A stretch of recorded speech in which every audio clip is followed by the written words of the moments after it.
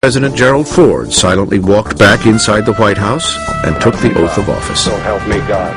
My fellow Americans, our long national nightmare is over.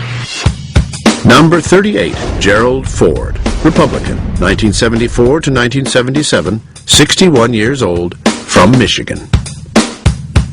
As Jerry Ford stepped into the White House, he walked into a house of turmoil. Ford faced the still pending criminal indictment of Nixon, an America which felt betrayed by Washington, and a Congress eager to reclaim power they felt had been usurped. If anyone had the ability to heal the nation after Nixon's resignation, it was Jerry Ford. He was open and honest, with a history of consensus building. Our country sometimes has a magical ability of coming up with the right person for the time. And after Richard Nixon, you really needed a Gerald Ford. Gerald Ford was the most decent man I've known in the presidency. When he heard about the Nixon enemies list, he said, any man who has to keep a list in order to remember his enemies has got too many enemies. Right away, Ford became frustrated with his inability to preside over the business of the nation. Are you saying, sir, that the option of a pardon for former President Nixon is still an option? He was spending upwards of half his time dealing with issues relating to Watergate. So I make the final decision. And he said at some point, we've got to cut this off. I've got to govern. We've got to deal with inflation. We've got to deal with Vietnam. We've got to deal with the Soviets. We've got big issues out here. So he said, I'm going to cut it off. Boom, I'm going to pardon him. I, Gerald R. Ford, do grant a full, free, and absolute pardon unto Richard Nixon. He is correct that it would have consumed his presidency, but it was the lack of consultation, the lack of preparation, the lack of a sense that he had not built enough legitimacy himself to be able to make that determination.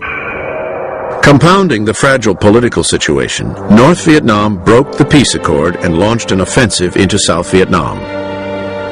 Ford requested military and economic aid to help the South Vietnamese, but Congress refused. Zilch. The Congress wouldn't give any more aid. They had had enough. The Congress, knowing nothing of the private commitments made between Kissinger and Nixon to President II, just pulled the plug on Vietnam and unleashed one of the great terrors of people seeking freedom.